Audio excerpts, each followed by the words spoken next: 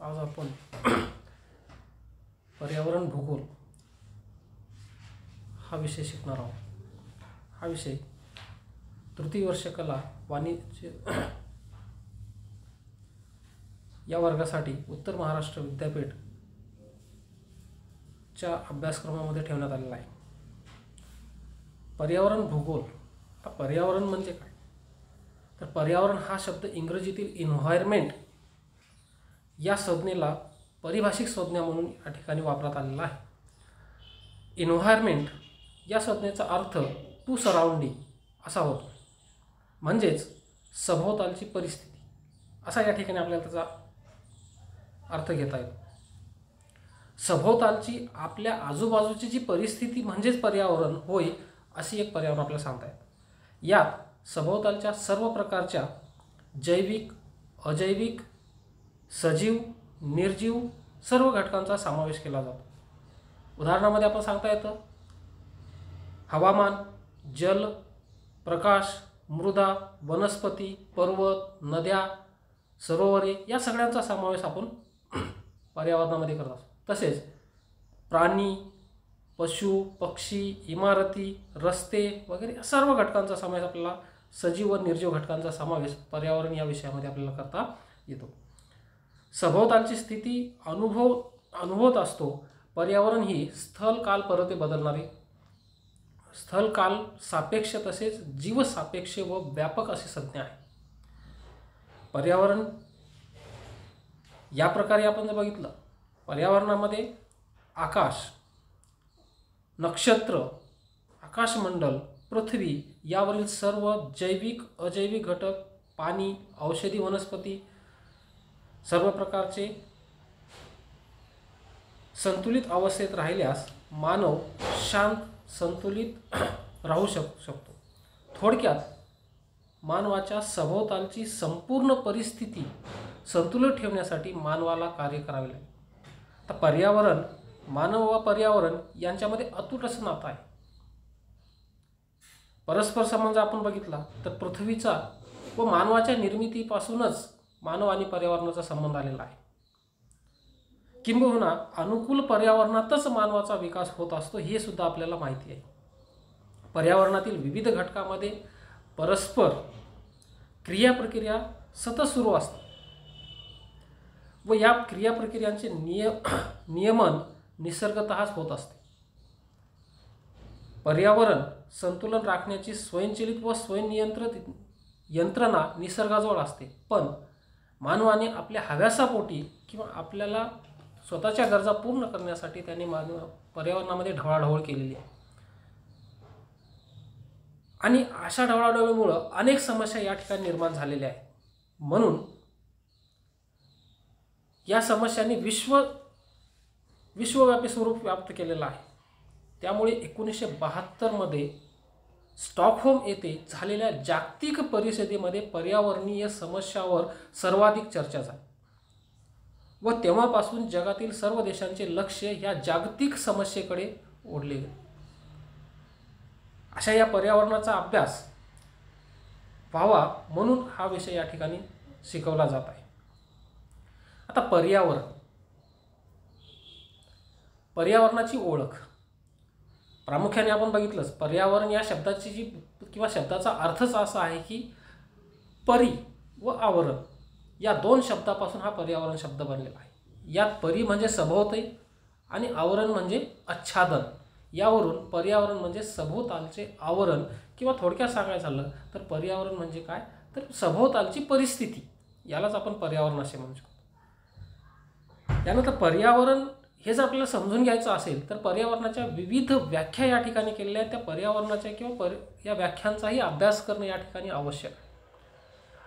अर्थ व संकल्पना हे समजून घ्यायचं असेल तर पर्यावरणाच्या वेगवेगळ्या व्याख्या। आता पर्यावरण म्हणजे काय हे आपल्याला समजत असताना मानवाने आपले जीवन अधिक सुकर बनवण्याच्या नादामध्ये निसर्गाला अनेक प्रकारे बदलून टाकलेलं आहे। त्यामुळे नवीन भूदृश्य निर्माण झाली। हे बदल मानवाला अपायकारक ठरू लागलेले आहेत। म्हणून पर्यावरण या संकल्पनेचा अर्थ अभ्यासणे या ठिकाणी महत्त्वाचं ठरतं। प्रामुख्याने पर्यावरण हा शब्द परी व आवरण या शब्दापासून बनलेला आहे। ते आपण सांगितलंच. आता या पर्यावरण जर आपण बघितलं तर पर्यावरणाच्या ज्या व्याख्या आहे त्याच्यामध्ये पहिली व्याख्या जी आहे जॅक स्मिथ यांच्या मते सजीवाने अनुभवलेल्या प्राकृतिक, रासायनिक व जैविक परिस्थितीची गोळाबेरीज म्हणजे पर्यावरण. म्हणजेच काय, आपण जे सजीव आहोत, सजीव जे अनुभवतात त्यामध्ये अनेक घटकाचा अनुभव घेतला जातो. प्राकृतिक आहेत, रासायनिक आहेत, जैविक परिस्थिती आहे, या सगळ्यांची जी गोळाबेरीज आहे यालाच आपल्याला पर्यावरण असं म्हणता येतं. त्यात हवामान आहे, मृदा आहे, जल आहे, प्रकाश आहे, आसपासची वनस्पती आहे, सजीवाच्या स्वतःच्या जातीचे अन्य सदस्य आहेत, तसेच इतर सजीव सदस्य यांचा समावेश या पर्यावरणामध्ये होत असतो. दुसरं, पर्यावरणाची स्थिती दिवसाची वेळ, ऋतू, हवेची स्थिती व अन्य घटकानुसार बदलत असते. हे सुद्धा या ठिकाणी जॅक स्मिथ यांनी सांगितलेलं आहे.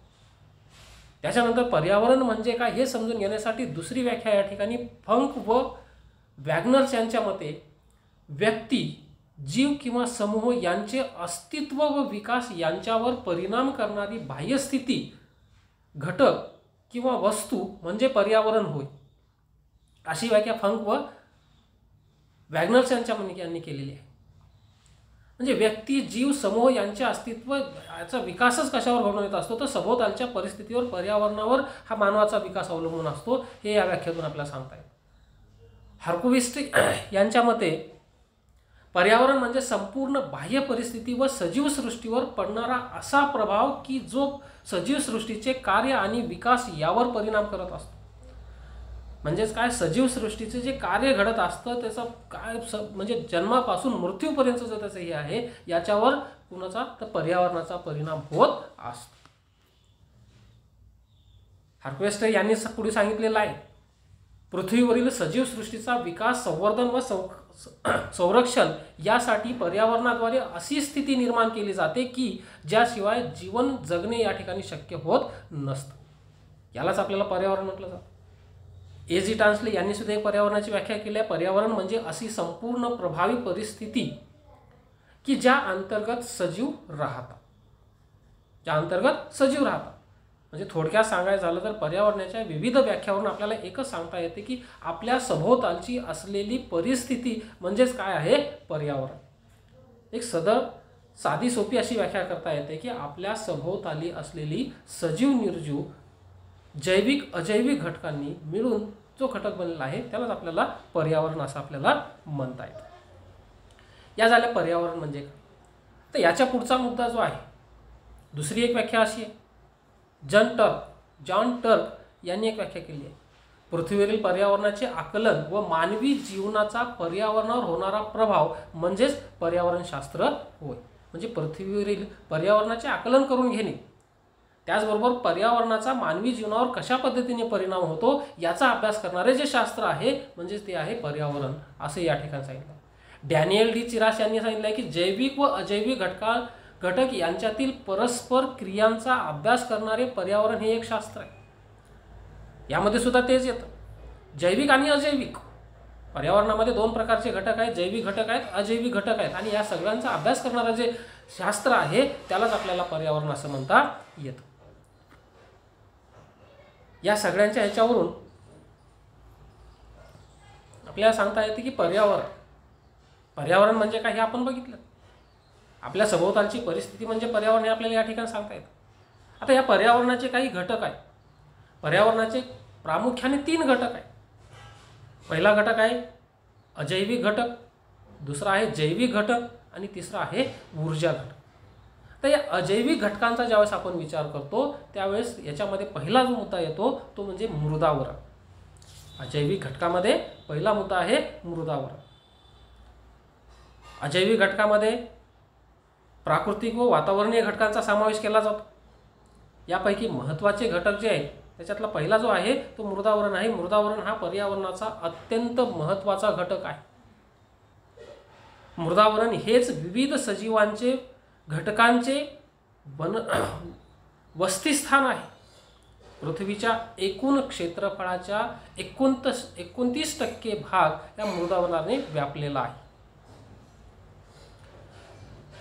29% भाग हा मृदावरणाने व्यापला आहे आणि हाच भाग सजीवांसाठी, प्राण्यांसाठी, मानवासाठी उपयुक्त असा भाग आहे. दुसरा घटक येतो मृदा. आता मृदा घेतल्याच्या नंतर वनस्पतीच्या वाढीसाठी मृदा ही आवश्यक आहे. मृदेवरच विविध पीक पद्धती आपण घेत असतो. शेती हा व्यवसाय मृदेवरच अवलंबून आहे. मृदा हे पर्यावरणातील ऊर्जा संक्रमणाचे एक महत्त्वाचा घटक आहे. मृदेतून किंवा माध्यम आहे हे असं आपल्याला सांगता येतं. ऊर्जेची निर्मिती जी आहे ते कुठं होत असते? मृदेमधून होत असते. अन्नधान्याचं उत्पादन जे आहे ते मृदेमधून होतं, त्याच्यापासूनच आपल्याला ऊर्जा मिळत असते.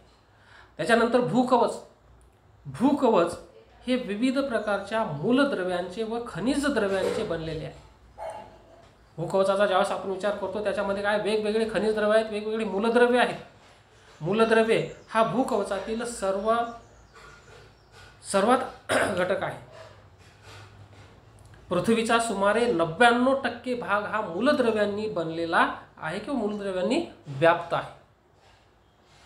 यात लोह, oxygen, magnesium, nickel, sulphur, calcium, silicon, ammonia ही महत्त्वाची मूलद्रव्ये आपल्याला सांगता येतात. याचा उपयोग आपल्या जीवनामध्ये सुद्धा होत असतो. त्याच्यानंतर येतो तापमान.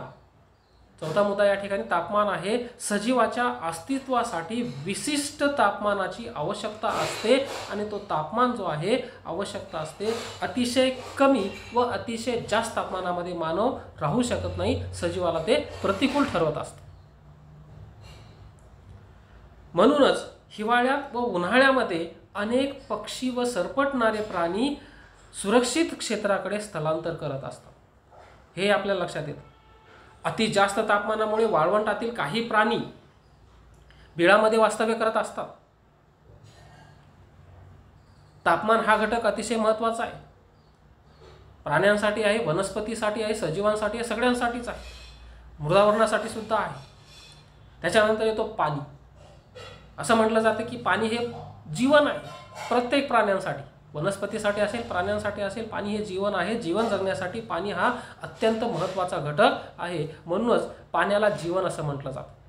पाण्याशिवाय जीवन अशक्य आहे. अर्थात प्रत्येक सजीवाची पाण्याची गरज कमी जास्त असते. मानवाची गरज वेगळी आहे, प्राण्यांची गरज वेगळी आहे, सगळ्यांची गरज ही वेगवेगळी असते आणि या पाण्यावरच सजीवसृष्टी अवलंबून आहे. त्याच्यानंतर प्रकाश हा बी घटक आहे. वनस्पतीची अन्न निर्मितीची प्रक्रिया प्रकाशात होत असते. प्रकाश संश्लेषण क्रियेद्वारे त्यामुळे वनस्पतीची वाढ होणे या ठिकाणी शक्य होत असते. वनस्पतीच्या वाढीवर इतर सजीवसृष्टीचे जीवन अवलंबून असते. प्रकाश संश्लेषण क्रियेतून वनस्पती ही आपलं स्वतःचं अन्न स्वतः बनवत असते. म्हणून वनस्पतीला